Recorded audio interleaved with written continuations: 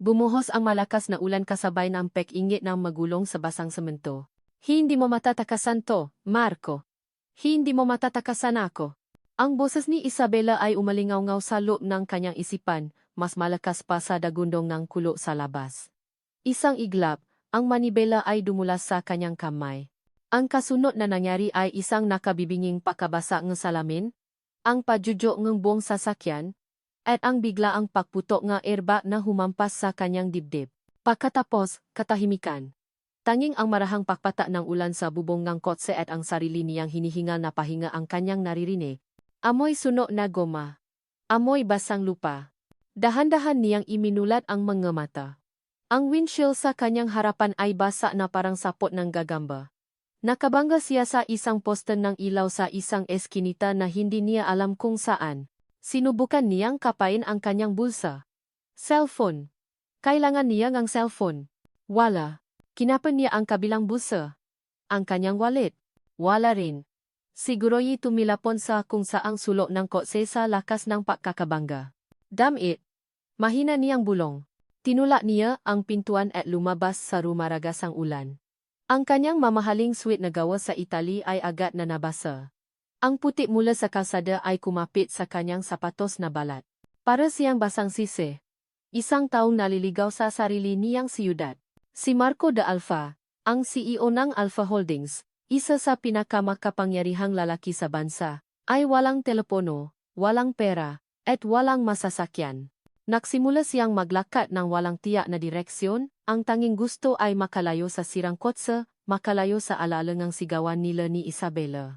Ang bawat patak ng ulan ay tila isang paalala ng kanyang pagkabigo. Ilang kanto ang nilakat niya nang may maamoy siyang pamilya. Isang amoy na napaalala sa kanya ng isang bagay na matagal na niyang kinalimutan. Ang amoy ng mainit na sabaw, nga bawang na ginigisa, nga kumukulong kanin. Sinundan niya ang amoy hanggang sa mapatapat siya sa isang maliit na karinderya. Ang signboard nito ay simple at medyo kupas na, kusina ni Aling Nita. Sa loob, ang ilaw na fluorescent ay medyo andap-andap. Ang gamesa at upuan ay hindi makakapareha. May ilang trabahador na kumakain, nagtatawanan habang sumusubong ang kanin. Ang mundo sa loob ay ibang-iba sa mundong kanyang ginagalawan, isang mundo ng board meeting, mamahaling restaurant, at mga pekeng ngiti. Nag-aalangan siyang pumasok. Ngunit ang lamig ng ulan at ang kumakalam niyang sikmura ang naktula sa kanya paloob. Lahat ng mata ay napatingin sa kanya. Isang lalaking nakabihis ng marangyang suit, kahit na ito'y gusot at basa, ay isang pambihirang tanawin sa lugar na iyon.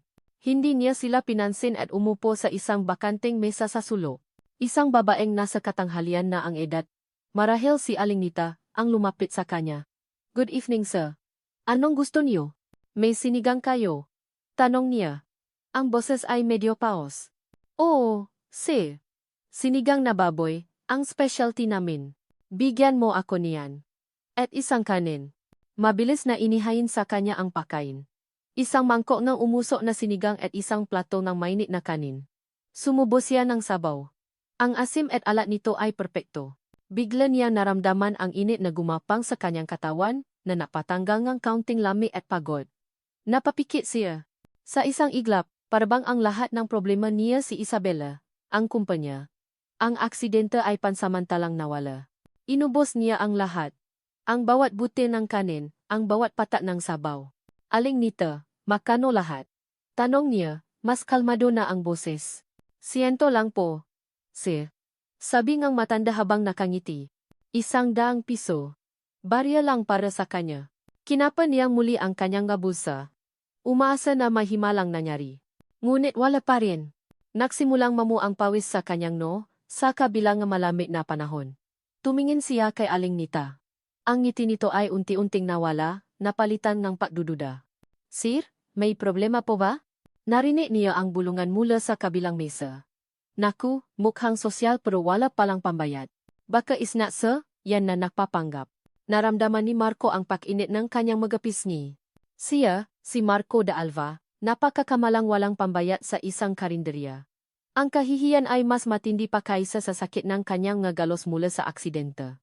Naiwan ko ang wallet ko, sabi niya, pilit na pinapakalma ang sarili. Pwede bang, babalikan ko na lang ang bayad? Tumalim ang tingin ni Aling Nita. Naku, sir. Marami nang naksabi niyan dito. Pasensya na po, pero negosyo ay negosyo. Tatayo na sana si Marco, handang iwanan ang kanyang relo bilang kapalit, nang may isang mahinang boses na naksalita mula sa kanyang likuran. Ako na po ang bahala sa kanya. Aling Nita. Napalingon si Marco. Nakatayo ron ang isang dalaga, nakasuot ng uniforme ng serbidora. Payat ito. At baka sa kanyang mukha ang pagod. Pero ang kanyang nga mata, may kung anong kalmado sama iyon. Kumuha ang dalaga ng ilang lukot na pera mula sa bulsa ng kanyang apron at iniabot kay Aling Nita. Lia, sigurado ka ba? Tip mo dyan, sabi ni Aling Nita. Okay lang po. Mukhang mas kailangan niya po kaysa sa akin, sagot ng babay, hindi nakatingin kay Marco. Pagkatapos ibigay ang bayad, bumalik na ang dalaga sa papupunas ng mga mesa na parabang walang nangyari. Nakatayo lang si Marco, hindi makapaniwala. Tiningnan niya ang dalaga. Sino siya? Bakit niya ginawa iyon? Wala siyang nakitang anumang pahiwatig ng pakukunwari. Tanging isang simpleng akto ng kabutihang loob. Sa mundo ni Marco, ang lahat ng bagay ay may kapalit. Walang libre. Ang matao ay bumabayad lang kapag may kailangan sila.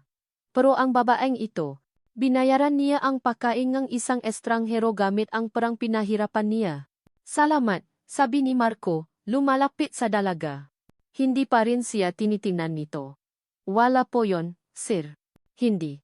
Gusto kong magpasalamat. At babayaran kita. Sa wakas ay tumingin ito sa kanya. Doon niya nakita ang lalim ng pagod sa mga mata nito. Hindi na po kailangan, sir. Sige na po, baka hinahanap na kayo. Tumalikot na siya at pumasok sa kusina. Naiwan si Marco na nakatayo ron, gulong-gulo. Tumalikot siya at naglakad palabas, pabalik sa malamig na ulan. Pero ngayon, hindi na ang galit kay Isabela ang laman ng isip niya. Huminto siya sa tapat ng karinderya at muling sumilip sa loob. Nakita niya ang dalaga, si Lia, na nahuhugas ng plato. Ang kanyang mga kamay ay abala. Isang tanong ang nabu sa isip ni Marco de Alfa, isang tanong na mas mahalaga kaysa sa kung paano siya uwi. Sino ka ba talaga? At bakit parang may utang ako sa iyo na hindi kayang bayaran ng pera? Ang tunog ng patatalo ng kanyang mga magulang ang gumising kay Lia. Hindi ito sigawan, kundi mahihinang bulungan na puno ng pag-alala, isang tunog na mas masakit pakinggan kaysa sa aktwal na sigaw. Hindi na naman tayo makakabayat sa Biyernes, Ernesto, narinig niyang sabi ng kanyang ina, si Aling Mercy. Pangatlong paalala to galing sa bangko, gagawan kong paraan, Mercy. Kakausapin ko ulit si Mang Carding, baka pwedeng pautangin muna tayo. Ang boses ng kanyang ama ay pagod. Dahan-dahang bumangon si Lia mula sa kanyang manipis na bani. Ang maliit nilang apartment na may 2 kwarto ay siksikan para sa kanilang apat. Siya at ang kanyang ina ay natutulog sa sala, habang ang kanyang ama at ang bunso niyang kapatid na si Leo ay nasa nagisang silip. Tiningnan niya ang mesa sa gitna ng kanilang sala. Nakakalat doon ang nasobra na may pulang selyo. Mga liham ng paniningil. Sa tabi nito ay ang uniforme ni Leo para sa high school. Malapit na itong grumaduata, at pangarap nitong maging engineer. Isang pangarap na sa bawat araw ay tila lalong lumalayo. Naramdaman ni Lia ang pamilya na bigat sa kanyang dibdib. Ang bigat ng responsibilidad. Ang bigat ng pangarap na kailangan nilang isakripisyo. Tumayo siya at pumasok sa maliit na kusina. Nagtimpla siyang kape para sa kanyang mga magulang. Magandang umaga. Nay. Tay. Bati niya. Pilit na pinapasigla ang kanyang boses. Nagulat ang dalawa nang makita siya. Anak, gising ka na pala? Sabi ng kanyang ina, mabilis na tinago ang mga sobra sa ilalim ng diaryo. Alam ni Lia na nakita niya ang iyon, pero nakunwari siyang walang napansin. Opo, maaga po ang pasok ko ngayon. Ibinigay niya ang kape sa kanila.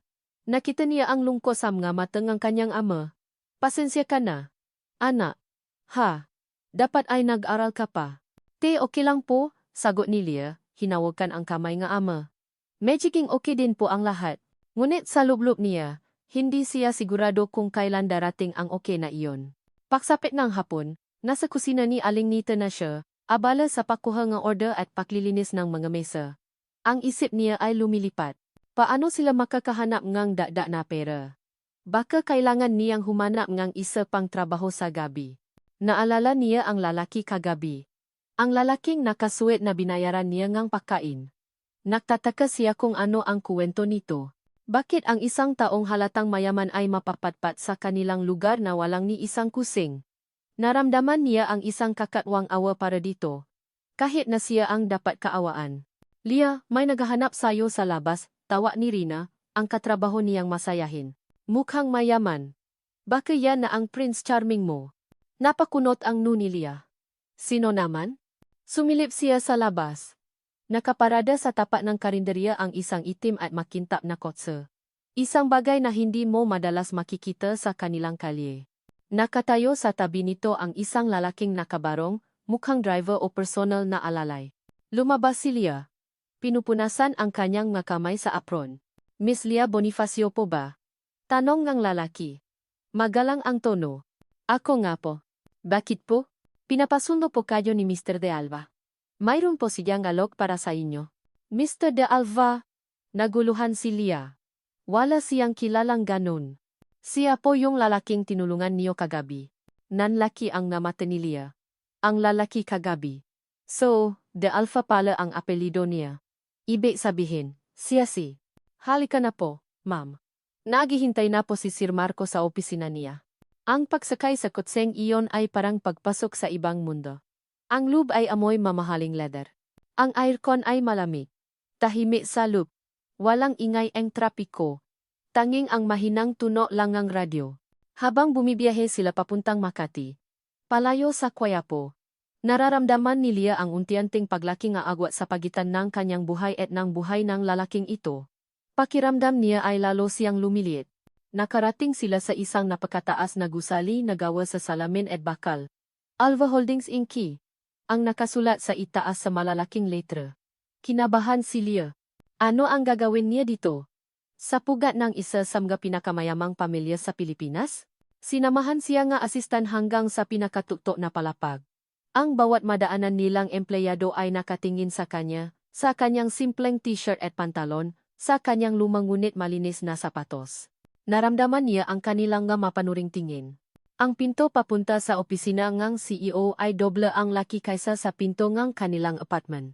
Pagbukas nito, bumunga sa kanya ang isang kuwatong mas malaki pa sa buong bahay nila. Ang isang pader ay purong salamin, na napapakita ngang tanawin ng buong siyudad. At doon, nakaupo sa liko ng isang malaking mesa na gawa sa mahogani, ay ang lalaki mula kagabi. Ngayon, wala na ang bakas ng pagiging basang sisi. Nakasuot siya ng isang perpektong plansadong suit. Ang kanyang buhok ay mayos. Ang kanyang mukha ay seryoso at walang emosyon. Ito ang tunay na Marco de Alva. Ang makapangyarihang CEO. Miss Bonifacio. Please, have a seat, sabi niya, ang boses ay malamig at formal. Umupo si Lia sa silyang nasa harapan ng mesa. Pakiramdam niya ay nasa isang job interview siya na hindi niya alam kung paano siya napunta. Gusto kong mapasalamat ulit sa ginawa mo kagabi, simula ni Marco, hindi nakatingin sa kanya, abala sa papirma nga na dokumento. At gaya ng sinabi ko, gusto kitang bayaran. Sir, hindi na po talaga kailangan. Mahinang sabi ni Lia. Itinigil ni Macho ang pagsusulat at sa wakas ay tumingin sa kanya. Ang kanyang mata ay matalim, tila sinusuri ang bawat kilos niya. Sa mundo ko, Miss Bonifacio, walang libre. Lahat ay may presyo. At hindi ako sanay na may utang na loob. Naglabas siya ng isang folder at itinulak ito papunta sa kanya. I'm offering you a job. Bilang personal assistant ko. Binuksan ni Lia ang folder. Isang kontrata. Tiningnan niya ang nakasulat na sahod. Halos mapasinghap siya. Ang buwanang sahod na inaalok sa kanya ay katumbas nga 6 na buwang kita niya sa karinderya. Sapat na ito para bayaran ang utang. Sapat na para mapaaral si Leo. Ngunit may isang bagay na hindi tama. Tumingin siya kay Marcho. Ang mata nito ay hindi nagpapakita ng kabaitan o pasasalamat. Nagpapakita ito ng pagdududa. Para bang sinusubukan siya. Para bang inaasahan nitong may kapalit ang kanyang tulong kagabi at ito na ang premyo niya. Bakit po ako? Tanong niya. Wala po akong karanasan sa pagiging assistant. Isang bahagyang ngiti ang sumilay sa labi ni Marco. Gusto ko nga taong. Toto. At mukhang toto ka naman. Unless, you can prove me wrong. Naintindihan ni Lia. Ito ay isang pasubo. Isang laro para sa isang mayamang lalaking marahil. Ay nainip sa kanyang buhay. At siya ang laruan. Naramdaman niya ang kirot ng insulto. Gusto niyang tumayo, itapon ang kontrata sa mukha nito. At sabihing isaksa niya ang pera niya sa kung saan. Pero biglang pumasok sa isip niya ang muhangang kanyang ina na binibilang ang ngabarya. Ang muhangang kanyang ama na puno ng paalala. Ang pangarap ni Leo. Humikpit ang hawa niya sa folder. Ang kanyang pride laban sa kinabukasan ng kanyang pamilya. Tumingin siyang giratso sa makamata ni Marco da Alfa, tinatago ang takot at pag-aalinlangan sa kanyang puso. Tinatanggap ko po. Ang unang araw ni Leah sa Alpha Holdings ay parang isang panaginip na hindi niya alam kung maganda ba o isang bangungot.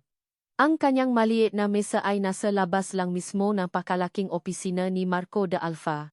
Mula sa kanyang upuan, tanaw niya ang mga abogadong nagmamadali, mga executive na may hawak ng mga folder, at mga sekretaryang sumasagot ng telepono na parang wala ng bukas. Lahat sila ay kumikilos ng may layunin. Lahat sila ay mukhang nabibilang doon. Maliban sa kanya, Miss Bonifacio. Napatalon si Leah sa kanyang upuan nang marinig ang boses ni Marco mula sa intercom. Po, sir. Dali mo ako ni Gabe. Black, nusugar. Opo. Sir. Mabilis siyang tumayo. Saan nga ba ang pantry? Inabot na halos 10 minuto bago niya nahanap iyon, pagkatapos magtanong sa tatlong makakaibang tao na tumingin sa kanya na para siyang isang alien. Pabalik niya sa opisina ni Marco, nanginginay ang kanyang kamay habang inilalapa ang tasa sa mesa nito. Sir, ito na po ang kape niyo. Hindi man lang tumingin si Marco. Patuloy lang ito sa pagbabasa ng isang dokumento. Salamat! Bumalik si Leah sa kanyang mesa, pakiramdam niya ay invisible siya. Sa buong umaga, ganon ang naging takbo ang nga pangyayari. Utos dito, utos doon. Ipa-photocopy mo to. Ayusin mo ang ma-folder na ito ayon sa alpabeto. Sagutin mo ang telepono. Magagawaing simple, magawaing tila sinadyang ibigay sa kanya para iparamdam na wala siyang gaanong silbi. Alam ni Leah na sinusubukan siya nito. Hinihintay nitong makamali siya sumuko o magreklamo. Pero hindi niya ibibigay ang satisfaksyon na iyon kay Marco. Tahimik niyang ginawa ang lahat ng iniutos nito. Kahit na ang puso niya ay kumikirot sa bawat utos na parang para sa isang utusan. Bandang hapon, habang inaayos niya ang isang bunton ng mga papeles na kasing taas niya, isang folder ang aksidenteng nahulog at kumalat ang laman sa sahig. Kasabay nito, isang tasangang kape na nasa gilid ng mesa niya ang natabi niya. Tumapon ang mainit na likido sa isang mahalagang dokumento na may pirma na. Naniga si Leah sa kanyang kinatatayuan. Patay. Unang araw pa lang, may nasira na siyang importante. Lumabas si Marco mula sa kanyang opisina, narinig yata ang kalabok. Nakita niya ang nakalat na papel at ang basang dokumento. Inaasahan na ni Leah ang sigaw, ang galit, ang gasalitang "You fire." Pero sa halip, huminga lang ito ng malalim. Lumuhot si Marco para tulungan siyang pulutin ang mga papel. Mag-ingat ka sa susunod, sabi nito, ang boses ay hindi galit, kundi pagod. Sorry po, sir. Sorry po talaga, sabi ni Leah, alos mayak na sa iya. Kinuha ni Marco ang basang dokumento. Tiningnan niya ito, tapos ay tumingin sa namumutlang mukha ni Leah. Imbes na magalit, kumuha ito ng panyo mula sa bulsa ng kanyang suit at inyabot sa kanya. Punasan mo muna yang kape sa kamay mo bago ka mag-alala sa papel na yan.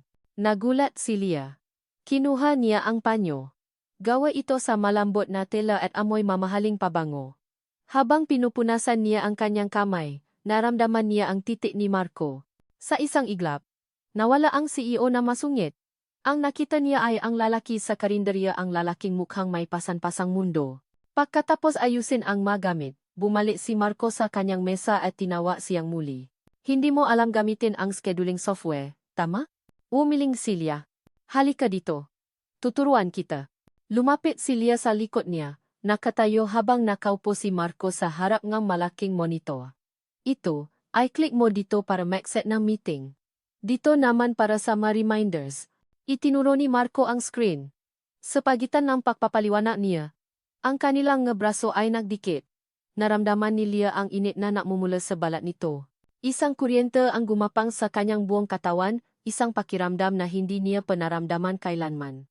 Napatitik siya sa gilid ng mukha nito, ang matangos na ilong, ang makapal na kilay, ang linya ng panga nito. Biglang lumingon si Marco, at nahuli siya nitong nakatitig. Nakatitigan sila. Ilang segundo lang iyon, pero parang huminto ang oras. Nakita ni Lia ang isang bagay sama mata nito, isang bagay na hindi pa kasuklam o pakdududa, kundi pakcurious. Ang sandaling iyon ay biglang nabasa. Ang dobleng pinto ng opisina ay bumukas ng malakas. Isang babae ang pumasok na para bang pag-ari niya ang lugar. Matangkad, balingkinitan, at nakasuot ng isang pulang damit na sumisigaw ng yaman at kapangyarihan. Ang kanyang mukha ay perpekto, parang isang manika, ngunit ang kanyang mga mata ay matalim at malamig. Marco, darling. I was looking for you, sabi nito. Ang boses ay matamis ngunit may bahid ng pagmamayari. Hindi nito pinansin si Lia. Isabela, sagot ni Marco, ang init sa kanyang mukha kanina ay biglang nawala, napalitan ng isang pamilya na lamig. What are you doing here? Visiting my fiancé, of course. Lumapit si Isabela at hinalikan si Marco sa pisngi, isang halik na mas para sa palabas kaysa sa pagmamahal. Pagkatapos ay lumingon ito at sa wakas ay napansin si Lia. Tiningnan ni Isabela si Lia mula ulo hanggang paa, isang tingin na punong pahama. So, this is the new charity case? Naramdaman ni Lia na parang sinampal siya. Charity case. Ayon pala ang tingin sa kanya ng gataw sa mundong ito. Belle, enough, sawi ni Marco, ang boses ay matigas. She's my new personal assistant. Lia, this is Isabela Montenegro. My fiancé. Ang salitang fiancé ay tumusok sa puso ni Lia na parang isang kusilyo. Siyempre. Ano ba ang inaasahan niya? Ang isang lalaking tulad ni Marco de Alva ay tiyak na mayroon ng nakatakda para sa kanya. Isang babaeng nababagay sa kanyang estado. Isang reyna para sa isang hari. Habang nag-usap ang dalawa tungkol sa isang pati na kailangan nilang puntahan, sinamantala ni Isabela ang pagkakataon na lumingon si Marco. Lumapit ito kay Lia, ang nga mata ay nagbabaga. Alamin mo kung saan ka lulugar, bulong ni Isabela, ang bawat salita ay puno ng kamanda. Katulong ka lang dito. Isa kang basura na pinulot lang ni Marco dahil sa awa. Huvak na huvak mong isipin na espesyal ka. Hindi nakakilos si Lia. Ang masalita ay tumama sa kanya ng mas masakit kaysa sa anumang pisikal na pananakit. Gusto niyang sumagot. Gusto niyang ipagtanggol ang sarili niya, pero walang lumabas na salita sa kanyang bibig. Bago pa man siya makabawi, naramdaman niya ang presensya ni Marco sa kanilang pagitan. Nakita ni Marco ang takot sa mga mata ni Lia at ang tagumpay sa ngiti ni Isabela. Humarap siya sa kanyang fiancé. Ang panga ay naninigas sa galit. Isabela, sabi niya. Ang boses ay mababa at kontrolado. Ngunit puno ang babala. She's my personal assistant.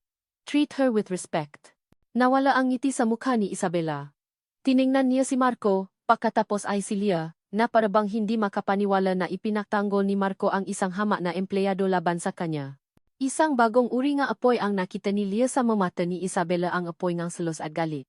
Alam ni Lia, sa sandaling iyon, na ang kanyang buhay sa Alva Holdings ay magiging mas mahirap kaysa sa kanyang inaakala. Pumasok siya hindi lang sa isang opisina, kundi sa isang digmaan na hindi niya naintindihan. Lumipas ang maaraw na parang isang blue para kay Lia. Ang bawat umaga ay punong kaba, at ang bawat gabi ay punong kagot. Ang presensya ni Isabela Montenegro ay naging parang isang madilim na ulap na laging nakabantay sa opisina. Kahit wala ito, ramdam ni Lia ang nga epekto bisita nito. Ang ibang nga empleyado ay umiwas sa kanya. Ang iba naman ay nagbubulungan kapag siya'y dumaraan. Siya ang charity case, ang bagong laruan ng boss. Si Marco naman ay naging mas mahirap basahin. May mga pagkakataong bumabalik ito sa pagiging malamig at estriktong amo, na bibigay nga mga utos na walang emosyon. Ngunit may masandali, masaglit na sulyap, na nahuhuli niyang nakatingin ito sa kanya na may kakaibang ekspresyon, isang halo ng pagtataka at isang bagay na hindi niya mapangalanan. Isang Biyernes ng gabi, natapos si Lia sa kanyang trabaho ng lakpas na sa oras. Nag-overtime siya para tapusin ang isang report na kailangan ni Marco para sa isang biglang meeting. Paglabas niyang gusaling Alva Holdings, doon niya lang napansin ang lakas ng buhos ng ulan. Ang langit ay itim na itim, at ang hangin ay malamig. Napabuntong hininga siya. Wala siyang payong. Ang hintayan ng bus ay medyo malayo pa, at tiyak na magiging basang sisi siya bago pa man makarating doon. Nagsimula siyang maglakad. Yumuyuko para protektahan ang kanyang sarili mula sa malakas na patak na ulan. Ang kanyang manipis na blusa ay nagsimula ng mabasa. Bigla, Isang pamilya na itim na kotse ang huminto sa tabi niya. Bumukas ang bintana sa passenger side. Si Marco. Sakay na. Utos nito. Ang boses ay seryoso. Baka magkasakit ka. Naalinlangan si Leah. Ang huling beses na sumakay siya sa kotseng ito, dinala siya nito sa isang buhay na hindi para sa kanya. Ayaw na niyang maramdaman ulit ang pagiging dayuhan. Huwa na po, si. Malapit na po ang sakayan.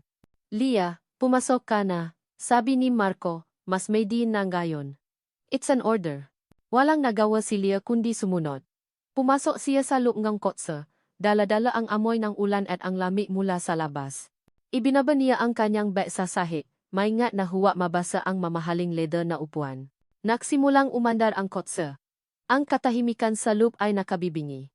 Tanging ang tunog lang ng wiper na humahawi sa windshield at ang mahinang pakpata ng ulan sa bubong ang maririnig. Naramdaman ni Leah ang bawat pahinga niya. Ang bawat pagtibok ng kanyang puso.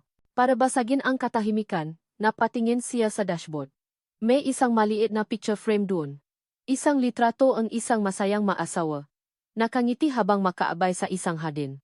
Ang lalaki ay kamukhang-kamukha ni Marco. Ngunit ang ngiti nito ay mas maluwag. Mas totoo. Ang saya po nila sa litrato, mahinang sabi ni Leah, hindi sigurado kung dapat ba siyang magsalita. Tumingin si Marco sa litrato. Sa isang iglap, nakita ni Leah ang paglambot ng kanyang mamata. My parents, sabi niya. Kinuha yan noong silver anniversary nila. Nasaan na po sila ngayon? Tanong ni Leah. Agad na pinagsisihan ang kanyang tanong. Baka masyado na siyang persona. Hindi agad sumagot si Marco. Humipit ang hawa niya sa manibela. Ang kanyang ngabuto sa daliri ay namuti. Wala na sila, sabi niya. Ang boses ay bahagyang naging garalgal. They died. In a car crash. On a rainy night. Just like this one. Natigilan si Leah. Bigla niyang naintindihan. Ang galit ni Marco sa aksidente niya noong unang gabi silang makita. Ang tensyon sa kanyang katawan sa tuwing ulan. That's why I hate the rain, pagamin ni Marco, ang boses ay halos pabulong na. Para bang isang sikreto na ngayon niya lang sinabi ng malakas. Hindi alam ni Leah kung ano ang sasabihin. Walang salita ang sapat para pagaanin ang ganoong klaseng sakit. Kaya, sa halip na magsalita, nanatili lang siyang tahimik. Ipinaparamdam ang kanyang presensya.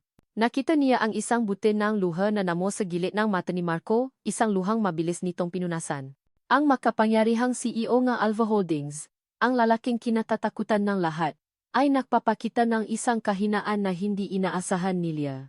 Sa sandaling iyon, hindi niya nakita si Mr. De Alva, ang kanyang boss.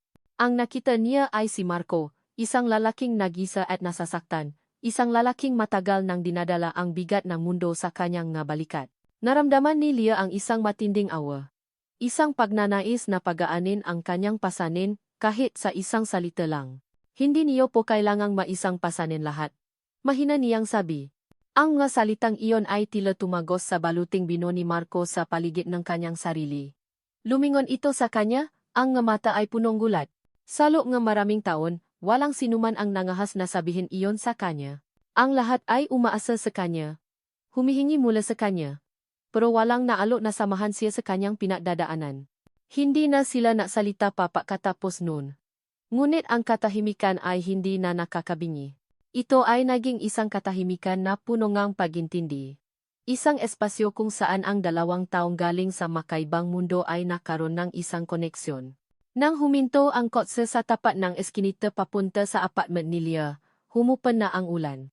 Salamat po sa pahatid. Sir? Sabi ni Leah. Amang bubuksan na ang pinto. Leah. Napahinto siya. Hinawakan ni Marco ang kanyang braso. Ang hawa nito ay magaan lang, ngunit sapat na para makpadala ng kakaibang init sa kanyang buong katawan. Napatingin siya sa kamay nito, pagkatapos ay sa mga mata nito. Leah. Ulit niya. Ang boses ay mas malambot na ngayon. Thank you. Alam ni Leah na ang pasasalamat na ayon ay hindi lang para sa pagtanggap niya ng alok na sumakay. Ito ay para sa isang bagay na mas malalim. Para sa pakikini. Para sa pag-unawa. Binitawan nito ang kanyang braso. Mag-ingat ka. Tumango lang si Leah, hindi makapagsalita, at mabilis na bumaba ng kotse. Habang naglalakad siya palayo, Nararamdaman niya ang titik ni Marco mula sa loob ng sasakyan. Narinig niya lang ang pag-alis ng kotse nang makaliko na siya sa kanilang kanto. Pagpasok niya sa kanilang bahay, napasandal siya sa pinto at napahawa sa kanyang dibdib. Ang kanyang puso ay kumakabo ng napakabilis, na parang gustong kumawala. Ang init ng hawa ni Marco ay nananatili pa rin sa kanyang balat. Ano ang nangyayari sa kanya? Ang lalaking iyon ay kanyang boss. Mayaman. At mayroon ng fiancé.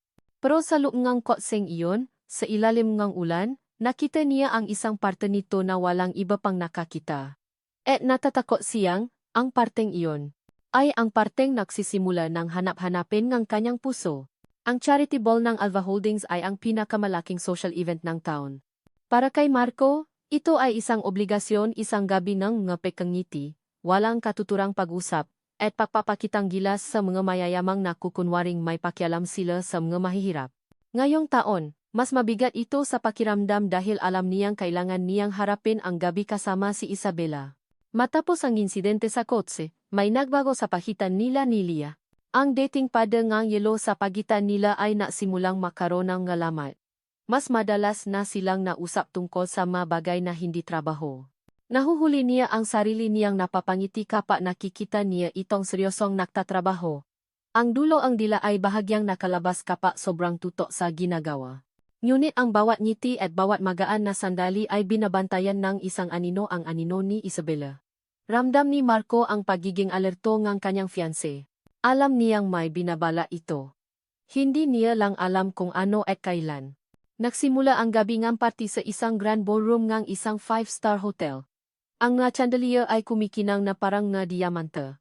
Ang nga bisita ay nakaswat ng kanilang pinakamamahaling nga gown at sweat. Si Marco, sa kanyang itim na tuksedo, ay pakiramdam na para siyang isang bilanggo sa sarili niyang event. Si Lia ay nandun din, hindi bilang bisita, kundi bilang bahagi ng staff. Siya ang naka-assign na mag-asikaso sa registration table, isang trabahong malayo sa sentro na aksyon, na ikinatuwa naman niya. Nakasuot siyang simpleng itim na uniforme, ngunit sa paningin ni Marco, mas nangingibabaw pa rin ang simpleng ganda nito kaysa sa lahat ng kumikinang na alahas sa silid. Nilapitan siya ni Isabela, nakakapit sa braso niya na parang isang tropeo. "Darling, you look so tense. Relax a little," sabi nito, ang ngiti ay hindi umaabot sa mamata. "I'm fine, Belle," sagot ni Marco, ang tingin ay nasa registration area, kung saan nakatayo si Lia. Napansin ito ni Isabela. Sumunod ang tingin nito at isang mapanganib na kislap ang dumaan sa mga mata nito. Ito na ang pagkakataon niya. "You know, Marco," simula ni Isabela sa isang matamis na boses, "I have a wonderful idea to make this night more meaningful." Ilang sandali pa, nakita ni Marco si Isabela na papalapit kay Lia. May sinabi ito na may kasamang isang matamis na ngiti. Nakita niyang naalinlangan si Lia, ngunit sa huli ay tumango ito at sumunod kay Isabela. Dinala ni Isabela si Lia sa isang table na puno nga baso ng champagne. "Lia, darling, would you be a dear and help serve these? Kulang kami ng waiters at ayokong mapahiya ang Alpha Holdings." "Pero, ma'am, hindi po yan kasama sa trabaho ko," mahinang sagot ni Lia. "Oh, come on. It's for a good cause. Isipin mo na lang, you're helping the company." "You're helping Marco," sabi ni Isabela, ginagamit ang pangalan ni Marco na parang isang sandata. Walang nagawa si Lia kundi sumunod. Kumuha siya ng silver tray na puno nga baso at maingat na naglakad papasok sa gitna ng maraming tao. Pakiramdam niya ay lahat ng mata ay nasa kanya, ang hamak na asistan na ngayon ay namistulang serbidora. Habang si Lia ay nasa gitna ng ballroom, umakyat si Isabela sa entablado kasama ang host. Kinuha nito ang mikropono. "Good evening everyone," bati niya. Ang boses ay masayang masaya. "Tonight is a night of giving. A night to celebrate generosity. And speaking of generosity, I want to take this moment to honor my fiancé, Marco de Alva." Napatingin si Marco sa entablado. Kumunot ang kanyang no. Ano ang ginagawa ni Isabela? "Marco has such a big heart," patuloy ni Isabela. Ang boses ay tumutulo na parang pulot.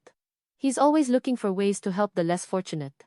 In fact, his newest personal assistant is a perfect example of his kindness." Nagsimulang kabahan si Marco. Napatingin siya kay Lia, na nakatayo sa gitna nga bisita, hawa ang tray, hindi naintindihan ang nangyayari. "This young woman," sabi ni Isabela, ay tinuturo si Lia. Lahat ng mata, dandang pares ng mga mata, ay napunta kay Lia. She comes from a very humble background. In fact, I heard her family is buried in debt. A debt amounting to, let's see. Nakunwari si Isabela na nagisip kahit nakabisado niya ang bawat detalye mula sa private investigator na kinuha niya. Almost 5 million pesos, I believe? Ang buong ballroom ay natahimik. Ang tanging maririnig ay ang mahinang musika mula sa string quartet. Nanlamig si Lia. Ang kanyang pinakatatagong sikreto, ang kahihiyan ng kanyang pamilya, ay ibinunyak sa harap ng lahat. Pakiramdam niya ay hinubaran siya sa gitna ng entablado. Ang ngatingin ng mga tao ay hindi napagtataka, kundi pakutya at awa. But look at her now, patuloy ni Isabela. Because of Marco's charity, she has a job. Isn't that a wonderful story? Let's give them both a round of applause. May ilang pumalakpak ng alanganin. Ngunit karamihan ay nabubulungan na lang, nakatingin kay Lia na para siyang isang kakaibang specimen sa isang zoo. Sa isang iglap, nabitawan ni Lia ang hawa niyang tray. Crush! Ang tuno na babasa na salamin ay umalingaw-ngaw sa buong silid, sinisira ang nakabibinging katahimikan. Ang ginintuang champagne ay kumalat sa mamahaling carpet, kasama ngang gapira-pirasong kristal. Para kay Marco, ang tuno na iyon ay parang isang putok ng baril. Ang galit na naramdaman niya ay hindi niya panaramdaman kailanman. Isang galit na nag-apoy, mainit, at dalisay. Mabilis siyang umakyat sa entablado at inagaw ang mikropono mula sa kamay ni Isabela. Stop it, Belle! Sigaw niya. Ang kanyang boses ay dumagundong sa sound system. Hindi na niya ito tinawag na Isabela. Para sa kanya, wala na ang babaeng iyon. Ngunit huli na ang lahat. Napatingin siya kay Lia. Nakatayo ito ron, napapaligiran ng basa na bubok, ang mukha ay basang-basa ng luha. Ang mata nito ay puno ang sakit, ang kahihiyan, at ang isang bagay na pinakakinatatakutan ni Marco. Pagtataksil. Tumingin ito sa kanya, at sa mamatang iyon, nakita ni Marco ang mensahe. Kaya pala, isa lang pala akong proyekto. Isang charity case. Hindi na ito nagsalita. Tumalikot si Lia at nagsimulang tumakbo. Lia! Sigaw ni Marco. Tumakbo si Lia palayo sa mga mapanghusgang mata, palayo sa mga bulungan, palayo sa nabasa na salamin sa sahi na sumasalamin sa kanyang nabasa na puso.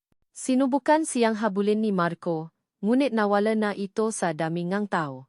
Naiwan siyang nakatayo sa entablado, ang mikropono ay mahigpit na hawa sa kanyang kamay. Hinarap niya si Isabela, na nakatayo ron na may isang natatagumpay na ngiti, isang ngiting mabilis na nawala na makita ang isura ng mukha ni Marco. Ang mata niya ay nangangakong isang bagay na mas malalo pa sa gali.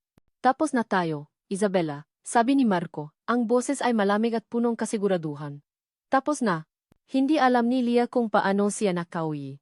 Ang alam niya lang ay tumakbo siya. Tumakbo siya palayo sa Grand Ballroom, palayo sa mamatang mapanghusga, palayo sa tunog na masa na salamin na sumasalamin sa kanyang nabasa na pagkatao. Nakakuha siya ng taksi. Sa buong biyahe, nakatingin lang siya sa labas ng bintana, ngunit wala siyang makita. Ang nga ilaw ng siyudad ay nakmistulang nga mansa ng kulay sa kanyang paningin na puno ng luha. Ang masalita ni Isabela ay pauli-ulit na umugong sa kanyang isipan, bawat isa ay parang isang suntok sa kanyang sikmura. Charity case. Basura na pinyulot. Huwag mong isipin na espesyal ka. Ang pinakamasakit ay hindi ang masalita ni Isabela, kundi ang katotohanang bakit tama ito. Ang lahat ng kabaitan ni Marco ang pag-aalok ng trabaho, ang pagtuturo sa kanya, ang paggati sa kanya noong umulan lahat ba iyon ay dahilang sa awa. Dahil ba sa tingin niya ay isa siyang kaawa-awang proyekto na kailangan niyang tulungan. Ang maliit na pag-asa na nasimulang tumubo sa kanyang puso ay biglang nalanta at namatay. Ang kahihiyan ay bumalo sa kanya na parang isang makapal at mabigat na kumot. Pagdating niya sa kanilang apartment, dahan-dahan siyang pumasok. Gising pa ang kanyang magulang, naghihintay sa kanya. Nakita nila ang kanyang namumuktong mata at ang kanyang basang uniforme. Anak, anong nangyari? Tanong ang kanyang ina. Puno ng pag-aalala. Umiling lang si Lia, hindi makapagsalita. Niyakap niya ang kanyang ina at doon na ibinuhos ang lahat ng kanyang iyak, isang iyak na tahimik ngunit puno ng sakit. Kinabukasan, bago pa man sumikat ang araw, gumawa si Lia ng isang desisyon. Umupo siya sa kanilang maliit na mesa. Kumuha siya ng isang malinis na papel at isang ballpen. Nangingini ang kanyang kamay habang nagsusulat siya. Dear Mr. De Alba, please accept this letter as my formal resignation from the position of personal assistant, effective immediately. Thank you for the opportunity. Sincerely, Lia Bonifacio. Maikli. Formal. Walang emosyon. Iyon lang ang kaya niyang isulat. Paano niya isusulat ang tunay niyang nararamdaman? Paano niya sasabihin na dinuro nito ang kanyang puso nang hindi man lang nito alam? Isang butil ng luha ang pumata sa papel, ginagawang maliit naman sa ang tinta sa kanyang pangalan. Tumayo siya at pumasok sa kanyang kwarto para kunin ang kanyang magamit sa trabaho. Mula sa bulsa ng kanyang lumang bag, nakapan niya ang isang bagay na malambot. Ang panyo ni Marco. Ang panyong inyabot nito sa kanya noong natapunan niya ng kapaang nga dokumento. Naramdaman niya ang lambot ng tela, namoy ang bahagyang pabango ni Marco na naiwan dito. Ito ang simbolo ngang sandaling umasa siya, nang sandaling inakala niyang may nakikita itong iba sa kanya. Maingat niyang tiniklop ang panyo. Pabalik niya sa Alpha Holdings ng umagang iyon, maaga pa, kakaunti pa lang ang nga empleyado. Walang nakapansin sa kanya habang mabilis siyang naglakad papunta sa kanyang mesa sa labas ng opisina ni Marco. Inilapat niya ang resignation letter sa gitna ng kanyang mesa. Sa ibabaw nito, ipinatong niya ang nakatiklop na panyo. Isang paalam. Isang pagsasauli. Pagkatapos, tumalikod siya at hindi na lumingon pa. Sa kanyang pag-uwi, nagring ang kanyang cellphone. Nakita niya ang pangalan sa screen. Marco de Alfa. Napatitik siya roon, ang puso niya ay kumakabo. Isang pata niya ay gustong sagutin, gustong marinig ang kanyang boses, gustong umasa na may sasabihin itong magpapago sa lahat. Ngunit pinatay niya ang tawag. Nagring itong muli. At muli. Sa bawat ring, lalong tumitibay ang kanyang desisyon. Pinindot niya ng matagal ang power button ng kanyang luma at gasgas na cellphone hanggang sa mamatay ang screen. Katahimikan. Pagdating niya sa bahay, hinarap niya ang kanyang nga magulang. Nay, Tay. Sabi niya, ang boses ay kalmado ngunit may bigat ng isang pinal na desisyon. Kailangan na nating umalis dito. Nagulat ang kanyang ama. Anak, pero saan tayo pupunta? Kahit saan po. Kahit saan na malayo dito. Magsimula po tayo ulit. Ako po ang bahala. Hahanap po akong trabaho. Hindi ko na po kayang manatili dito. Nakita ngang kanyang mamagulang ang sakit sa kanyang mamata, isang sakit na mas malalim kaysa sa kahihiyan. Naintindihan nila. Walang tanong, tumango sila. Nang gabing iyon, habang abala si Marco sa paghahanap sa kanya, abala naman ang pamilya Bonifacio sa pag-impake ng kanilang kaunting manggagamit sa mga karton na kahon. Kinabukasan. Madaling araw. Sumakay sila sa isang bus na papunta sa probinsya, sa isang lugar na hindi nila alam kung ano ang naghihintay sa kanila. Habang umaandar ang bus palayo sa siyudad, napatingin si Lia sa bintana. Mula sa malayo, natanaw niya ang skyline ng Makati. Ang matatayo na gusali na kumikinang sa ilalim ng araw. At sa gitna ng lahat, ang pinakamataas, ang pinakakilala ang gusali ng Alpha Holdings. Tinitigan niya ito hanggang sa unti-unti itong lumiit at tuluyang nawala sa kanyang paningin. Isang huling luha ang pumata mula sa kanyang mata. Tapos na. Wala na siyang babalikan. Sa parehong sandali, sa loob ng isang marangyang opisina, isang lalaki ang paulit-ulit na tinitignan ang isang resignation letter at isang puting panyo. Ang kanyang puso ay puno ng isang damdamin na ngayon niya lang naintindihan. Pagkawala. At pagsisisi. Lumipas ang isang linggo na parang isang bangungot para kay Marco. Ang opisina niya ay naging isang malamig at malaking kuweba. Ang masang pinagtatrabahuhan ni Lia ay nanatiling walang laman, isang tahimik na paalala ng kanyang pagkawala. Ang bawat sulok ng gusali ay nagpapaalala sa kanya ni Lia ang pantry kung saan niya ito unang tinuruan magtimpla ng kape, ang hallway kung saan sila nakasalubong, ang mesa kung saan niya nakita ang takot at hiya sa mata nito. Sinubukan niya ang lahat. Tinawagan niya ang numero nito ng daan-daang beses, ngunit laging cannot be reached. Pinuntahan niya ang kusina ni Aling Nita, ngunit sinabi ni Aling Nita at ni Rina na nakpaalam na si Lia at hindi sinabi kung saan pupunta. Pinuntahan niya ang apartment nito, ngunit isang bagong pamilya na ang nakatira doon. Sinabi ngang kapitbahay na umalis ang Bonifacio ng madaling araw, walang sinabing destinasyon. Naglaho si Lia na parang bula. Ang galit niya kay Isabela ay napalitan ng isang malalim at nakakain na pagsisisi. Siya ang may kasalanan. Hinayaan niyang mangyari iyon. Ang kanyang pagiging dua at ang kanyang pagiging manhid ang nagtulak kay Leah palayo. Isang gabi, hindi siya makatulog. Umuwi siya sa lumang bahay ng kanyang mga magulang. Isang mansyon na bihira na niyang puntahan dahil sa mga alala. Naglakat-lakat siya sa mga pasilyo, ang bawat larawan sa pada ay tila nangungusap sa kanya. Pumasok siya sa dating opisina ng kanyang ama, isang lugar na hindi niya pinapakialaman mula nang ito'y mamatay. Ang lahat ay maalikabok. Ang amoy nga lumang papel at kahoy ay nangingibaba. Naghahanap siyan kahit anong makakapaabala sa kanyang isipan, kahit anong makatulong sa kanya na makalimot kahit sandali. Sa sulok ng silid, may isang malaking baw na gawa sa kahoy na nara. Ito ang baw kung saan itinatago ng kanyang ama ang nga personal na dokumento nito. Hindi pa niya ito binubuksan mula noon. Dahil sa isang hindi may paliwanag na dahilan, kinuha niya ang susi mula sa isang drawer at binuksan ito. Ang loop ay puno ng malumang folder. Matitulo ang lupa, ma-stock certificate, malumang kontrata. Habang nahahalungkat, may isang folder na nakaagaw ang kanyang pansin. Ang nakasulat sa labas ay isang pangalan na nakpatigil sa paktibok ng kanyang puso. Bonifacio. Nangingini ang kanyang nga kamay habang binubuksan ang folder. Sa loop, nakita niya ang nga dokumento.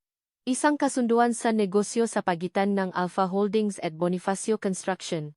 Isang kopya ang kaso ang estafa laban sa ama ni Leah, si Ernesto Bonifacio. At isang promissory note para sa isang utang na nakakahalaga ng halos 5 milyong piso. Ang lahat ng sinabi ni Isabela ay totoo. Ngunit may iba pa. Sa ilalim nga legal na dokumento, may isang manipis na journal. Ang sulat kamay ay pamilya. Ito ay ang journal ng kanyang ama. Umupo si Marco sa lumang silya ang kanyang ama at nagsimulang makbasa. The 12th of October, 1998. I made a terrible mistake today. I trusted the wrong man. Si Mr. Sandoval. Sinabi niya sa akin na si Ernesto Bonifacio ay nanloloko. Na ang mga materyales niya ay substandard. Naniwala ako. I pulled out my investment and supported Sandoval's claim. Ngayon, nalaman kong si Sandoval pala ang manloloko. He framed the good man. Nawala ang lahat kay Ernesto. His company, his reputation, his savings. And it's my fault. Napahinto sa pagbabasa si Marco. Ang kanyang puso ay dumadagundong. The 5th of November, 1998. I tried to make it right. I offered to help Ernesto, but his pride is too strong. He wouldn't accept my money. Sinabi niyang hindi niya kasalanan at hindi siya tatanggap ng limos. I respect him for it. But the guilt is eating me alive. Paano ko may tutuwid ang isang pagkakamaling sumira sa buhay ng isang buong pamilya? Patuloy na binasa ni Marco ang pahina.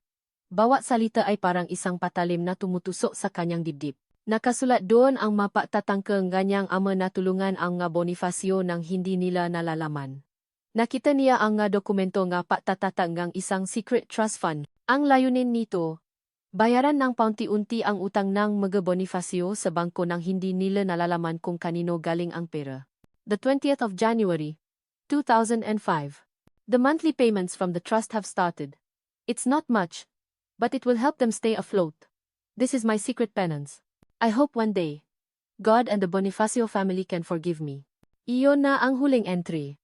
Makalipas ang ilang buwan, namatay ang kanyang ama sa aksidente. Isinara ni Marco ang journal. Ang bigat ng katotohanan ay halos makpabaksak sa kanya. Ang pamilya niya ang may kasalanan sa paghihirap ng pamilya ni Leah. Ang kabaitang ipinakita sa kanya ni Leah sa karinderya ang 100 piso na iyon ay naging 1 milyong beses na mas mabigat. Ang isang pamilyang sinira nila ay siya pang tumulong sa kanya nung siya ang nangangailangan. At siya, ano ang ginawa niya? Ginamit niya ang kanyang kapangyarihan at pera para alukin ito ng trabaho.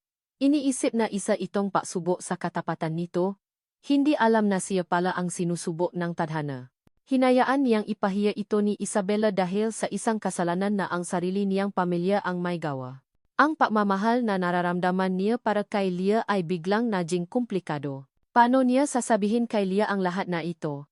Maniniwala ba ito na minahal niya ito bago pa niya malaman ang katotohanan? O isipin nitong ang lahat ng ginawa niya ay isang paraan lang para ipagpatuloy ang pagbabayad utang ng kanyang ama? Ang pag-ibig niya ay maaring ituring na isang insulto. Ang kanyang tulong, isang pagbili sa kanilang kapatawaran. Ngunit sa gitna ng lahat ng pakalito at sakit, isang bagay ang naging malinaw kay Marco. Kailangan niyang hanapin si Leah. Hindi na lang para humingi ng tawad. Hindi na lang para sabihing mahal niya ito. Kailangan niyang hanapin si Leah para itama ang isang pagkakamaling nagsimula maraming taon na ang nakalipas. Kahit na ang kapalit nito ay ang kamuhian siya nito habang buhay. Napatayo si Marco, hawa ang journal. Mayroon na siyang bagong determinasyon sa kanyang nga mata. Hindi na siya ang CEO na nag-aalala sa reputasyon opera. Siya ay isang lalaking handang harapin ang mamultong ng nakaraan para sa babaeng bumago sa kanya. Kinuha niya ang kanyang telepono at tinawagan ang pinakamagaling na private investigator sa bansa. I need you to find someone, sabi niya, ang boses ay matatag. Her name is Leah Bonifacio, find her. I don't care how much it costs. Habang naghihintay ngang balita mula sa private investigator, ibinuhos ni Marco ang kanyang sarili sa trabaho. Ngunit ngayon, iba na ang kanyang pananaw. Ang nga numero sa stock market at ang nga bagong proyekto ay tila nawalan ng kulay. Ang tanging napapagalaw sa kanya ay ang paasang mahanap si Leah. Isang hapon, habang abala siya sa pag-aral ng nga financial report, bumukas ang pinto ng kanyang opisina nang walang paalam. Si Isabella. Nakatayo ito roon, nakasuot ng isang puting damit na nakpapamuha sa kanyang inosente. Ang kanyang mukha ay maingat na inayos para makmukhang malungkot at nagsisisi. Marco, sabi nito, ang boses ay malambing at puno ang pagsusumamo. Hindi tumingin si Marco. Umalis ka. Isabella. Please, Marco, pakinggan mo muna ako, sabi nito, lumalapit sa kanyang mesa. I'm sorry. I'm so sorry. Hindi ko sinasadya ang mga nangyari. Nabulak lang ako sa selos. Natakot akong gumawala ka sa akin. Umupo ito sa silyang nasa harapan niya, ang parehong silya kung saan unang umupo si Leah. Nasimula itong umiyak, maluha na pinraktis ng husto sa salamin. Alam kong nakamali ako, pero ginawa ko lang yon dahil mahal na mahal kita. Sa wakas ay tumingin si Marco sa kanya.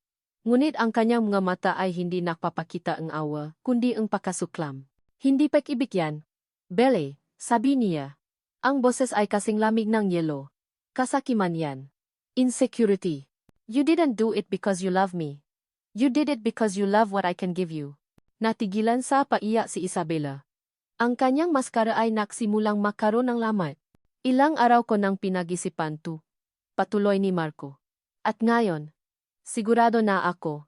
Ang engagement natin. It's over. I'm calling it off. Officially. No. Sigaw ni Isabella, ang pakukunwari ay tuluyan nang nawala. Hindi mo pwedeng gawin to sa akin, Marco. Ang kasal natin. Kailangan natin to. Ang pamilya ko.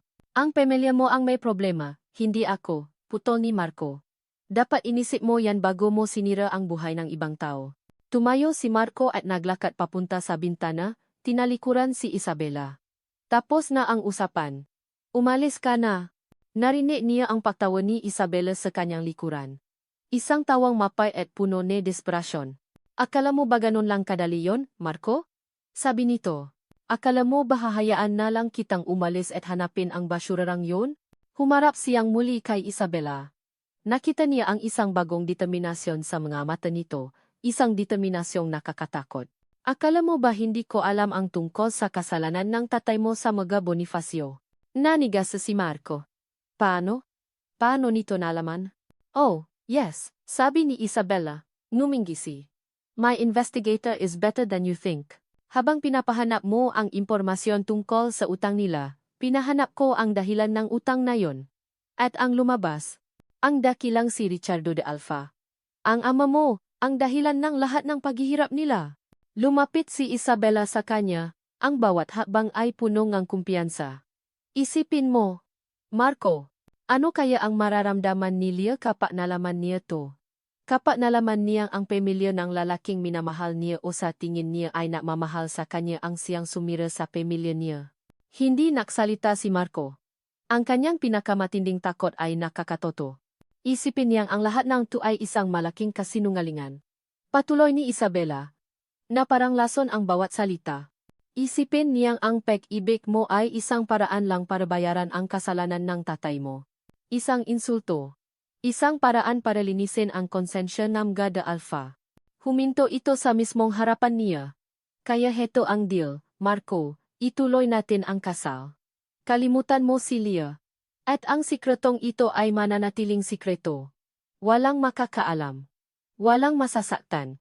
Ito ang huling barahan ni Isabela. Ang kanyang alas. Gagamitin niya ang kasalanan ng ama ni Marco para itali ito sa kanya habang buhay. Oh, sabi niya. Ang boses ay nagbabanta. Ay pagpatuloy mo ang kahibangan mong yan. Hanapin mo siya. At sisiguraduhin kong malalaman niya ang lahat. Sasabihin ko sa media. Ikalat ko to. At habang buhay kang kamumuhian ni Leah, sisirain ko hindi lang ang pangalan mo, kundi pati na rin ang alaala ng tatay mo. Gagawin kong kontrabida ang ama mo sa mata ng buong mundo. Isang ultimatum. Ang kanyang reputasyon at ang alaala ng kanyang ama, laban sa isang pag-ibig na baka hindi na niya muling makuha. Tinitigan ni Marco si Isabela. Ang babaeng minsan niyang inakalang pakakasalan niya. Ngayon, ang nakikita niya lang ay isang desperadong estranghera. Huminga siya ng malalim. Sa loob ng ilang segundong katahimikan, isang desisyon ang nabuo sa kanyang puso. Isang desisyon na walang halong pag-alinlangan. Gawin mo ang gusto mo. Nagulat si Isabela. Ano? Do it, sabi ni Marco. Ang boses ay kalmado ngunit matatag. I publish mo. Sabihin mo sa lahat. I don't care anymore. Tumingin siya sa labas ang bintana, sa siyudad na minsan ay tiningnan niya bilang kanyang kaharian. Ngayon, ang lahat ng iyon ay walang halaga. Ang reputasyon, ang pera, ang kumpanya. Wala nang kwenta ang mga yan kung wala siya, sabi ni Marco. Mas para sa sarili niya kaysa kay Isabela. Ang alaala ng tatay ko. Masisira lang yun kung itatago ko ang katotohanan. Ang pagtatama sa pagkakamali niya ang pinakamagandang paraan para paranggalan siya. Humarap siya kay Isabela. At sa unang pagkakataon sa loob ng maraming taon, isang tunay na ngiti ang lumabas sa kanyang ngalabi. Isang ngiti ng kalayaan. Hahanapin ko si Leah. At sasabihin ko sa kanya ang lahat. Ako mismo ang magsasabi. Mas gugustuhin kong kamuhian niya ako dahil sa katotohanan, kaysa mahalin niya ako dahil sa isang kasinungalingan. Napaatras si Isabela, hindi makapaniwala.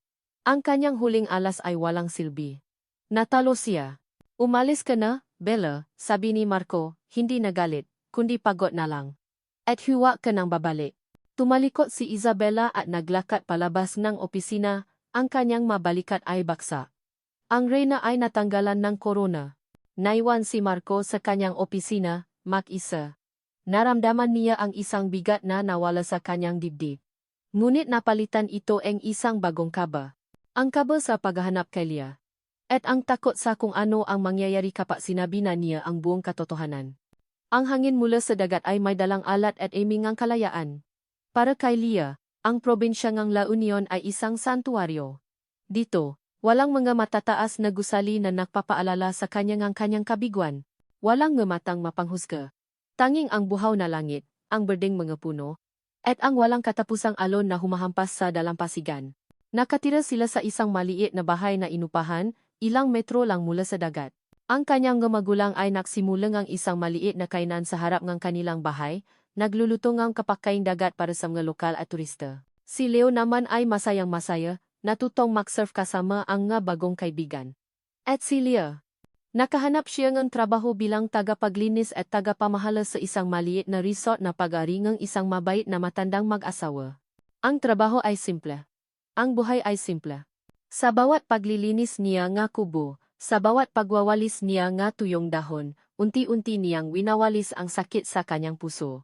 Sinubukan niyang kalimutan si Marco de Alfa.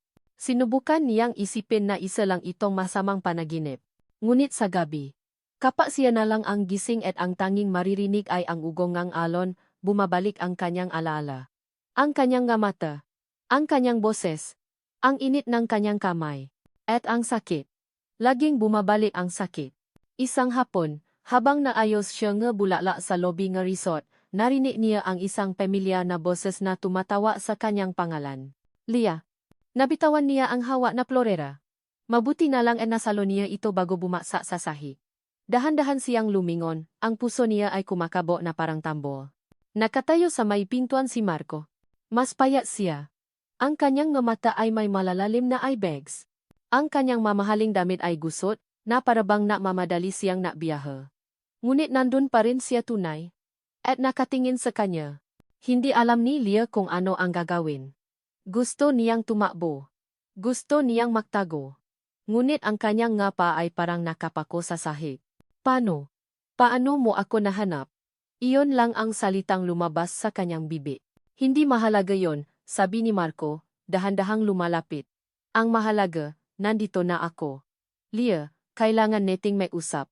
Wala na po tayong dapat pag-usapan, sir, sagot ni Leah, pilit na pinatata ang kanyang boses, pilit na ibinabali ang pada na minsan nang gumuho sa pagitan nila. Meron, Leah. Meron, git ni Marco. Please.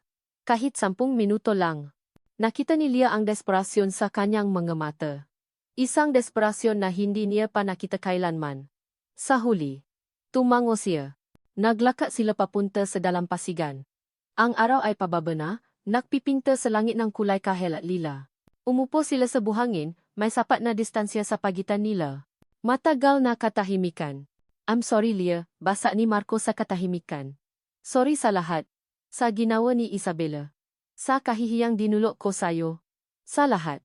Okay na po John, sabi ni Leah, nakatingin sa malayo. Tapos na. Hindi pa, sabi ni Marco.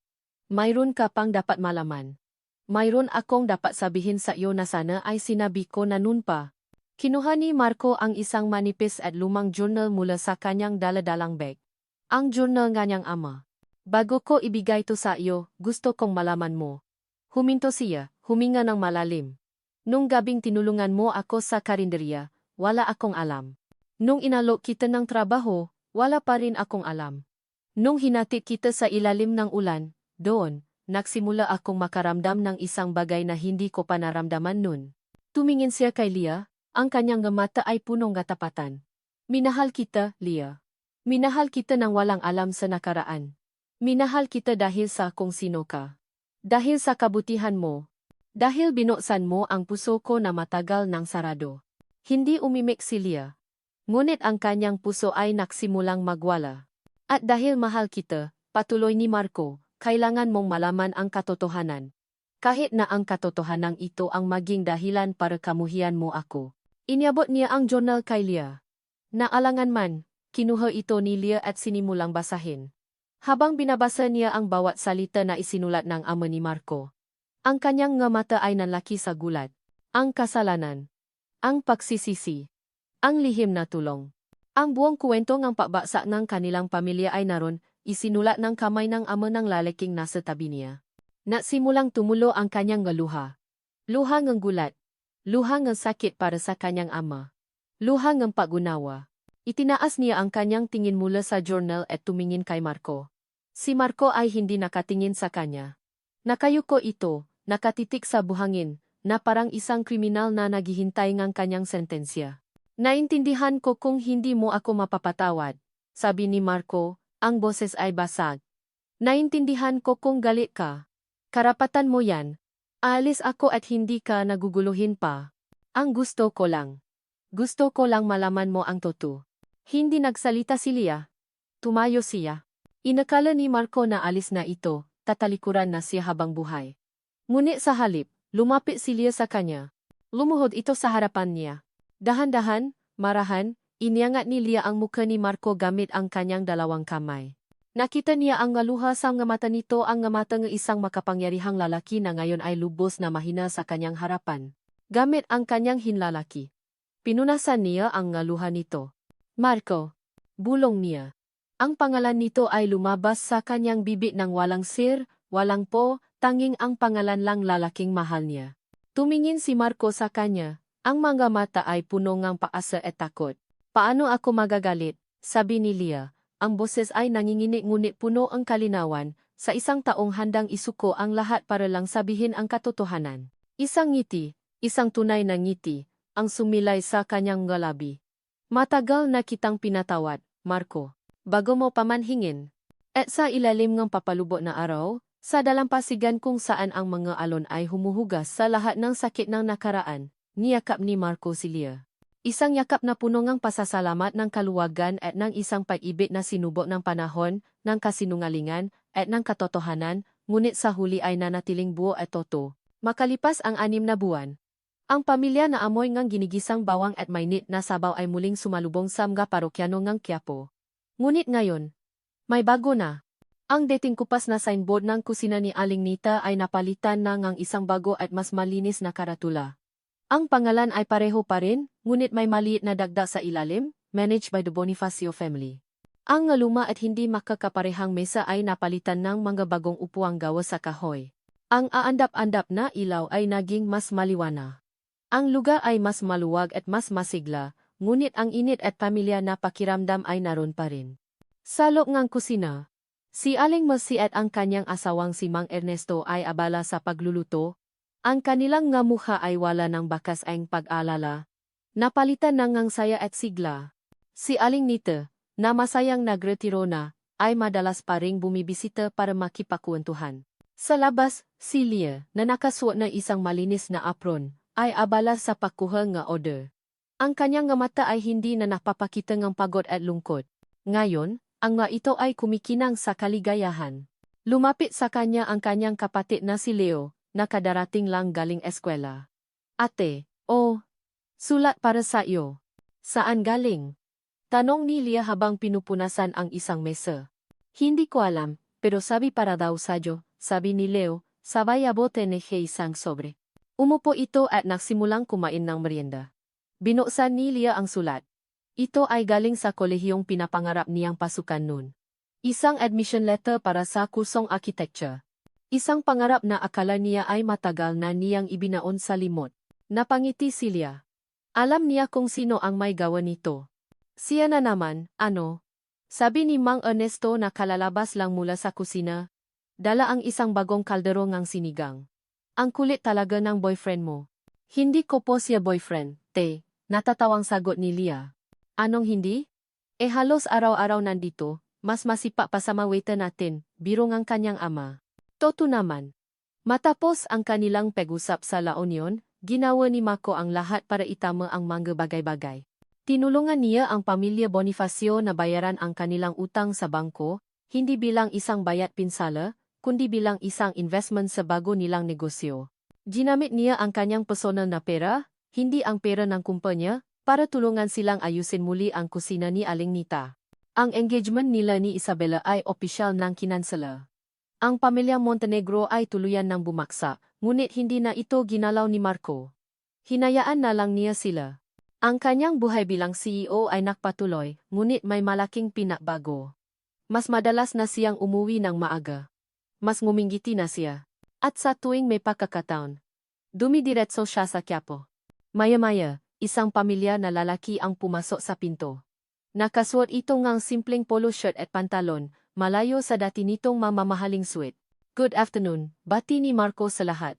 Kumuha siya nga isang basahan at nasimulang punasan ang mga mesa na kakaalis lang ang customer. Isang grupo nga estudyanteng kumakain ang nagbubulungan. Uy, di ba yan si Marco de Alba? Yung CEO ni Alba Holdings? Narinig silang isang matandang customer. Siya nga. Asawa yata ngang may-ari. Natawa si Marco nang marinig iyon. Lumapit sa kanya ang isang bagong customer, isang turista na may dalang kamera. Excuse sir, sabing ka turista. Hindi po ba kayo si Marco de Alba, ang kayong Calva Holdings? Napangiti si Marco. Tumingin siya sa direksyon ng kusina, kung saan nakita niya si Leah na nakangiting nakatingin sa kanya. Ibinalik niya ang kanyang tingin sa turista. Dito po. Sagot niya. Ang boses ay puno ng saya at kapayapaan. Asawa lang ako ng may-ari. Naktaka ang turista, ngunit nakibit balikat na lang at umorder. Lumabas si Leah mula sa kusina. Dala-dala ang isang mangkok ng umosok na sinigang. Inilapat niya ito sa mesa sa harap ni Marco. Para sa pinakamasipagi kong. Ano nga ba kita? Biro ni Leah. Business partner. Investor. O baka naman? Tagahugas ng plato. Sagot ni Marco. Nakangiti. Umupo si Leah sa tapat niya. Hinawakan ni Marco ang kanyang kamay sa ibabaw ng mesa. Ang kanilang madaliri ay naksalikop. Isang perpektong akma. Mahal kita, Leah Bonifacio, sabi ni Marco. Hindi na nagalangan, hindi na natatakot. Mahal din kita, Marco de Alfa, sagot ni Leah. Ang kanyang puso ay puno. Sa gitna ngang abalang karinderya. Sa gitna ngang ingay ngang ngaku sara tinidor at tawanan ngang nga customer.